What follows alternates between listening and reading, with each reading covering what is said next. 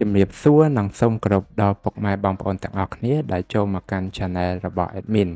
ដើម្បីទស្សនាវីដេអូតម្រុយឆ្នោតខ្មែរសម្រាប់ថ្ងៃទី24ខែ4ឆ្នាំ2025សម្រាប់វេលាម៉ោង1ម៉ោង3និងម៉ោង6ដូច្នេះកុំបង្អង់យូរសូមពុកម៉ែបងប្អូនកលេចមកមើលតម្រុយ2លេខតម្រុយ2លេខ Admin គឺមានលេខ86 87 53 56សម្រាប់ប៉ះ ABCD បន្តមកគឺខ្ទង់ O ខ្ទង់ O Admin គឺ O នៅក្នុង8និងខ្ទង់50សម្រាប់ប៉ះ ABCD ដូចគ្នាបន្តមកគឺលេខពិសេស Admin គឺមានលេខ271គុណ374គុណនិង105គុណ